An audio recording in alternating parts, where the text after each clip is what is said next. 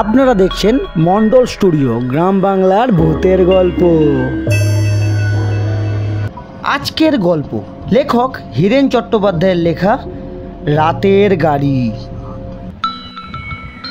একেবারে শেষ মুহূর্তে পেয়ে গেলাম গাড়িটা চলতে শুরু করেছে, গতিও ভালোই আছে। গাড়িটার শেষ কামরা প্ল্যাটফর্ম থেকে বেরাবার আগেই হ্যান্ডেলটা যা হোক করে ধরে ফেলেছি, আর কোনো রকমের টাল সামলে সিরিয়ে দিয়েছি নিজেকে ভেতরের দিকে। সত্যি যাকে বলে চমৎকার ঘটনা। গাড়িটা এইভাবে যে পেয়ে যাব ভাবতেই পারিনি। যশিরি থেকে আসছি, 10টার মধ্যে ব্যান্ডেল পৌঁছে যাব, একদম নিশ্চিত কথা। কাজেই শেষ নৈহাটি ব্যান্ডেলটা অন্তত পাবই। আর নৈহাটি যদি একবার পৌঁছাতে পারি, তা যতই কনকনে শীতের রাত হোক না কেন, স্টেশন থেকে মোটে তো 7-8 মিনিটের হাঁটা পথ। বাড়ি আমি যাবই, তা যেমন করেই হোক। কিন্তু আসানসোলের পর থেকে যে এই কীর্তি হবে তা কে জানতো। কোথাও কিছু নেই, হঠাৎ ইঞ্জিনে গণ্ডগোল। তাও যে গাড়িটা মাঝপথে ফেলে রেখে দেয়নি সে অনেক ভালো। ঢিকিয়ে ট্রেন যখন ব্যান্ডেলে এসে পৌঁছালো, ততক্ষণে শেষ নৈহাটি ব্যান্ডেল চলে গেছে। তার মানে এই পৌষ মাসের কনকনে ঠান্ডায় পড়ে থাকো এই ফাঁকা স্টেশনে। না, দূরত্ব খুবই কম, ব্যান্ডেল থেকে নৈহাটি ধরতে গেলে কিছুই না। কিন্তু এই শীতের সময় রাত 12টায় আমি কী বা জোগাড় করব? ব্যান্ডেলে চেনাশোনা লোকজনও কেউ নেই। কাজেই ভাগ্যে যে আমার কি আছে তা বুঝতে পেরে দীর্ঘ নিঃশ্বাস বেরিয়ে এলো আমার বুক চিরে। একেবারে হঠাৎই যেন দেখতে পেলাম বাঁদিকে চলন্ত একটা গাড়িকে। প্রথম 2-3 সেকেন্ড আমি দাঁড়িয়ে থাকলাম পাথরের মতো, মাথা কাজ করা যেন ভুলে গেছে। পর মুহূর্তেই হঠাৎ মনে পড়ে গেছে শালার না কি যেন একটা ট্রেন আছে। সময়ের কোনো মাথা মুন্ডু নেই। একটা হকারকে জিজ্ঞাসা করতে সেই যেন এই নামটা বলেছিল। শালার তো নৈহাটি দিয়েই যাবে। ব্যাস, সঙ্গে সঙ্গে সিদ্ধান্ত নিয়ে নিলাম ট্রেনটি ধরব। এখনও বুকটা ধরাস করছে। নিতান্তই অপ্রত্যাশিতভাবে যে ভাগ্যটা হাতে এসে গেছে সেটার কথা ভেবেই বুঁদ হয়েছিলাম এতক্ষণে সময় হলো পুরো কামরাটা তাকিয়ে দেখবো আর কি ছাই। গোটা কামরাটাই শুনশান অন্ধকার। একটা বাল্বও কোথায় নেই, থাকলেও তা জ্বলছে না। স্টেশনে আলো ছিল তাই বুঝতে পারিনি। স্টেশন পেরোতেই একেবারে অমাবস্যা। তাতে অবশ্য আমার কিছু যায় আসে না। এই বয়সের একটা ডাকাবুকো ছেলে ট্রেনে আলো থাকলো কি না থাকলো তাতে বয়ে গেছে আমার। কতক্ষণেরই বা রাস্তা, মিনিট 15-20 বড় জোর। দিব্যি চোখ বুজে কাটিয়ে দেওয়া যাবে। ভালো করে দেখলাম গাড়িতে যে শুধু আলো নেই তাই নয়, গাড়িতে একটি লোকও নেই। মানে আমি ছাড়া আর কোনো লোক নেই। রাতের বেলার গাড়ি, তাতে আবার এমন প্রচণ্ড শীত। লোকজন যে বেশি থাকবে না তা সেটা ধরেই নেওয়া যায়, কিন্তু তাই বলে একেবারে একা একটা কামরায় যেতে হবে, এটা ভাবতেই বুকের মধ্যে কেন জানি না ছম করে উঠল। বিশেষ করে এই রকম ঘুটঘুটি অন্ধকারে। অবশ্যই আরেকটু ভালো করে চারিদিকে তাকাতেই মনের ভুলটা ভেঙে গেল। না, অন্তত আরেকজন লোক আছে এই কামরায়। একেবারে একা আমি নই। উল্টো দিকের জানলার ধারে বসেছিল। জানলা বন্ধ, কিন্তু কাচের সার্সি দেওয়ার ফলে আবছা দেখা যাচ্ছিল। দেখার কি যাবে, মোটা চাদরে সর্বাঙ্গ মুড়ি দেওয়া। বয়স কত, মেয়ে না ছেলে তা বুঝতে পারছি না। কোনো বুড়ো লোকটুকি হবে এই আন্দাজ করেই আমি গুটিসুটি এগেলাম ওই লোকটির দিকে। বুড়োই হোক আর যাই হোক, সঙ্গী তো বটে একটা পাওয়া গেল। কথা বলতে গেলে শীতটা না হোক, ভয়টা অন্তত একটু কমবে। আমি জিজ্ঞাসা করলাম, কতদূর যাবেন শিয়ালদা? আমি কাছাকাছি একটা সিটে এসে বসলাম। কোনো উত্তর পাওয়া গেল না প্রথমটায়। ঘুমিয়ে পড়েছে বোধহয়। এই অবস্থায় বিরক্ত করা ঠিক হবে না বলে মনে হলো আমার। হঠাৎই গলা ঝাগড়াবার আওয়াজ পেলাম। আমি আবার বললাম, ও আপনি জেগে আছেন? আমি মনে করেছিলাম ঘুমিয়ে পড়েছেন বুঝি। কীরকম একটা ফ্যাঁসে গলায় বলে উঠল, তাই ভেবেছিলাম। সর্দি টর্দি লেগেছে বোধহয়। একটু যেন ব্যঙ্গ সুরেই বললেন, ভয় পেয়েছো? ভয়? একেবারেই আশা করিনি এমন কথা। বললাম, না না, ভয় পেতে যাব কেন? কিসের ভয়? ভূতের ভয়? আবার কিসের ভয়? রাত বিরেতে এই ঘুটঘুটে অন্ধকারে? দূর, কি যে বলেন আপনি। এবারে আমি কথাটা হেসে উড়িয়ে দেওয়ার চেষ্টা করলাম। ওসব ভয়টাই আমার নেই।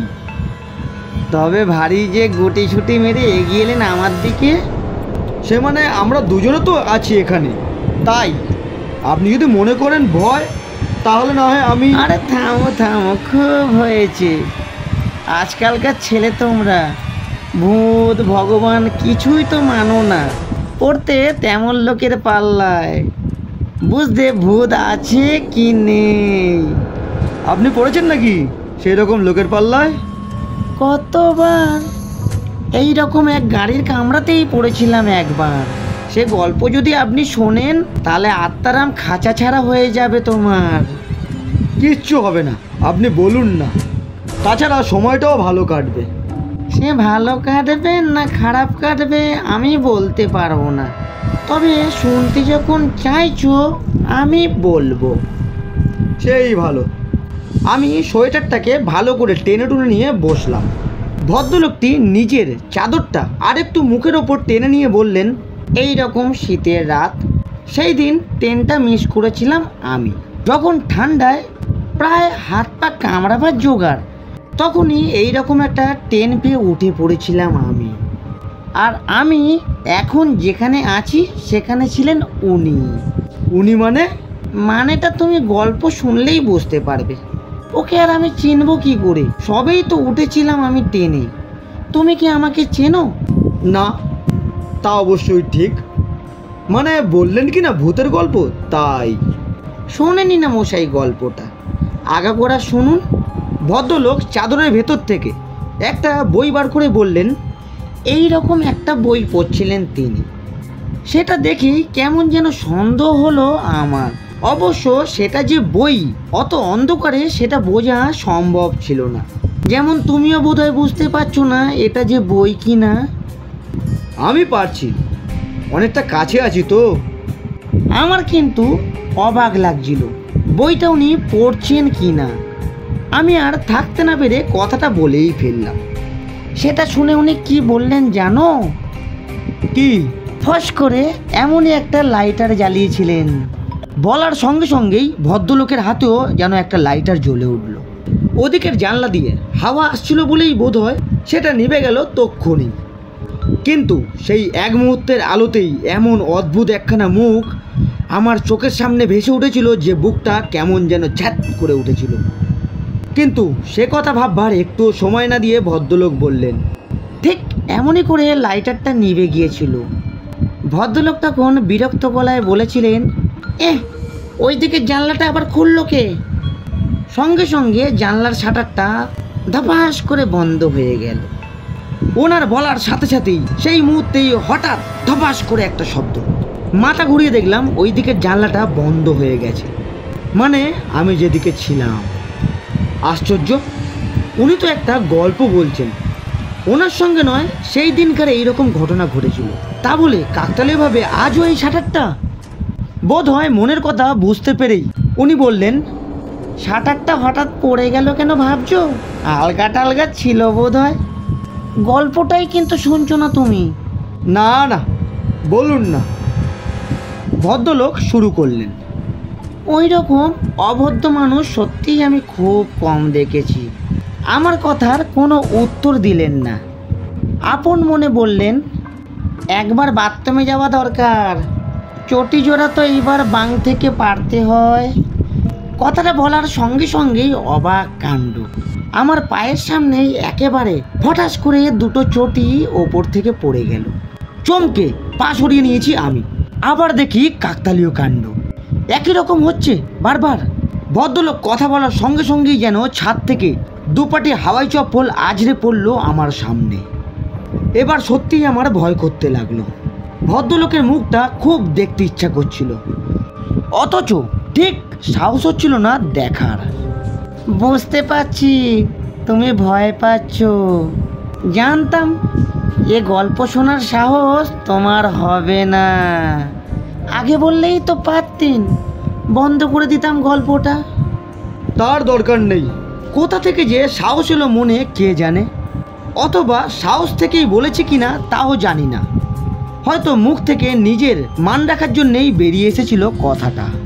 কোনো রকমে বুকের শিরশিরানি ভাবটা দূর করতে করতে বললাম, বলুন আপনি। উঠেই পড়েছিলেন উনি, এগিয়ে যাচ্ছিলেন বাথরুমের দিকে। হঠাৎ আমার সামনে দাঁড়িয়ে পড়ে বললেন, সর্বনাশ, ট্রেন তো ব্রিজের ওপর থেকে উল্টে পড়ে যাবে। দেখলাম ভদ্রলোক নিজেও উঠে পড়েছেন। আমার দিকে ফিরে বললেন, নৈহাটি যেতে একটা ব্রিজ পড়ে, তুমি জানো তো? হ্যাঁ, কিন্তু? কোনো কিন্তু নেই, ট্রেনটা ওখানে লাইন থেকে ছিটকে পড়বে। আমি ভুরু কুচকে বললাম, মানে? ওটা তো গল্পের মধ্যে ছিল, আপনি কি করেছিলেন তাই বলুন না। আর আমি সেই কথাই শুনিনি, আর তার ফল হাড়ে হাড়ে টের পাচ্ছি। কাজেই তুমি নিশ্চয়ই আমার কথার অবাধ্য হবে না। কি টের পাচ্ছেন না? দুটো গল্প এইরকম করে মিলে ফেলছেন কেন? প্রায় জোর করে চিৎকার করে উঠলাম। বললাম, মিছিমিছি এইরকমভাবে আমাকে একটা বানানো গল্প বলে আপনি আমাকে ভড়কে দেবেন ভাবছেন নাকি? বানানো গল্প হলে আমার এ দশা হতো। কি দশা? দেখো কি দশা। পর মুহূর্তেই যে ব্যাপারটা ঘটে গেল তার জন্য আমি একেবারেই তৈরি ছিলাম না। মুহূর্তেই সরে গেল লোকটির গায়ের চাদর, এবং একটা সাদা খড়ির মতো একখানা মুখ ঝলসে উঠল আমার চোখের সামনে। এক বালতি বরফ গোলা জল যেন কেউ ঢেলে দিয়েছে আমার মাথার ওপর। সারা শরীর অবশ করে দিয়ে সেই শীতল স্রোত নামছে সিদ্ধারার মধ্যে দিয়ে, সেটা আমি টের পাচ্ছি। আরও বুঝতে পারছি, মুহূর্তের জন্যে লাইটারের আলোয় আলোকিত ওই মুখটা দেখেই আমি শিউরে উঠেছিলাম। উনি আমাকে জোর করতে পারেননি, কিন্তু আমি সেটা পারবো। আমি পাগলের মতো পিছনের দিকে এগিয়ে আসছিলাম। দুটো কঙ্কালসার হাত আমার দিকে এগিয়ে আসছে, আর উনি বলছেন, তোমার সে দশা আমি ঘটতে দেব না। মাথা ভালো করে কাজ করছিল না, সমস্ত শরীর যেন অবশ হয়ে আসছিল। তবু সেই অবস্থাতেই হাত দুটো চেপে ধরবার চেষ্টা করলাম আমি, আর সঙ্গে সঙ্গেই না, কি যে হলো বোঝবার ক্ষমতা আমার আর নেই। কিসের গায়ে আমার হাত থেকেছে আমি জানি না। 20,000 ভোল্টের বিদ্যুতের তরঙ্গ খেলে গেল আমার মাথার স্নায়ু কোষে। ছিটকে সরে এলো আমার হাত দুখানা। কোথা থেকে জোর পেলাম আমি জানি না। আমি হঠাৎই পিছন দিকে ফিরে ছুটে গেলাম দরজার দিকে। গাড়ি থেকে লাফ দিল আমি বাঁচবো না তা আমি জানি, কিন্তু এর হাতে মরাচ্ছে সেটা অনেক ভালো। এই রকমই বুঝি কেউ বলছিল আমার মনের মধ্যে। তবু মরতে কি মানুষ পারে এত সহজে? মুহূর্তের জন্যেই থমকে দাঁড়িয়েছিলাম দরজার সামনে। সেই মুহূর্তেই পেছন থেকে একটা প্রবল ধাক্কা, গাড়ির শব্দ, চাকার ধাতব আওয়াজ, ব্রিজ পার হওয়ার ঘটাং ঘটাং শব্দ, আর সেই সঙ্গেই 100 আতশবাজি জ্বলে ওঠার মতো তীব্র চোখ ঝলসানো আলো। এর বেশি আর কিছুই আমার মনে নেই। অনেকক্ষণ পরে ঘুম ভাঙলে যেমন হয়, চোখ খোলার পরেও কিছুই যেন বুঝতে পারছিলাম না আমি কোথায় আছি, কেমন করে এখানে এলাম, এখন দিন না রাত্রির কিছুই বুঝতে পারছি না। দেখলাম খুব ঠান্ডা লাগছে। জানলা দিয়ে দেখতে পেলাম বাইরে ভোরের হালকা হালকা আলো দেখা যাচ্ছে। বুঝতে পারলাম যেখানেই থাকি ভোর হয়ে এসেছে, কিন্তু আমি আছি কোথায়? উঠে বসার চেষ্টা করলাম। মাথায় ভীষণ একটা যন্ত্রণা অনুভব করছি, শরীরটা বেশ ভারী হয়ে আছে মনে হচ্ছে। চারপাশে তাকিয়ে বুঝতে পারলাম একটা ট্রেনের কামরায় আমি আছি। সমস্ত ঘটনা এবার মনে পড়ে যাচ্ছিল একের পর এক। হঠাৎ ট্রেন পেয়ে যাওয়া, তারপরেই ট্রেনে উঠে পড়া, অন্ধকার কামরা আর সেই সহযাত্রী। কিন্তু এটা তো প্যাসেঞ্জার গাড়ির কামরা নয়, বেশ বোঝা যাচ্ছে একটা মালগাড়ির মধ্যে আমি আছি। তাহলে ভুল করে কি মালগাড়িতেই উঠে পড়েছিলাম আমি? তাই যদি হবে, তাহলে সেই অদ্ভুত অভিজ্ঞতা আমার ঘটল কি করে? সেই জানলা পড়ে যাওয়া, কঙ্কাল সার দুটো হাত, ব্রিজের কাছে গাড়ি উল্টে যাওয়ার ভয়, পেছন থেকে সেই ধাক্কা, অর্থাৎ সেই অলৌকিক অভিজ্ঞতা সবটাই আমার নিজের মনের বানানো। কারোর সঙ্গে কালকে আমার দেখা হয়নি। নিজের এই উর্বর মস্তিষ্কের কল্পনাতেই আমি এত ভয় পেয়ে গেছিলাম কালকে। দরজা দিয়ে বেরাবার আগে আর একবার ভেতরের দিকে তাকালাম। এবারে আর একবার অবাক হওয়ার পালা। যেখানে শুয়েছিলাম তার পাশেই দুটো জিনিস পড়ে আছে, এক জোড়া হাওয়াই চপ্পল আর একটা পাতলা চটি বই। হঠাৎ মন থেকে আওয়াজ এলো, লাইটারটাও থাকতে পারে, দূর থেকে বোঝয় দেখা যাচ্ছে না।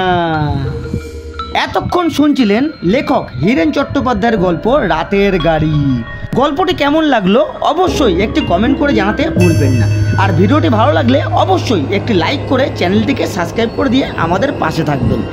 আজ এতটুকুই, দেখা হচ্ছে আরও একটি গ্রাম বাংলার ভূতের গল্প নিয়ে। ততক্ষণ নিজে ভালো থাকুন আর সকলকে ভালো থাকতে সাহায্য করুন।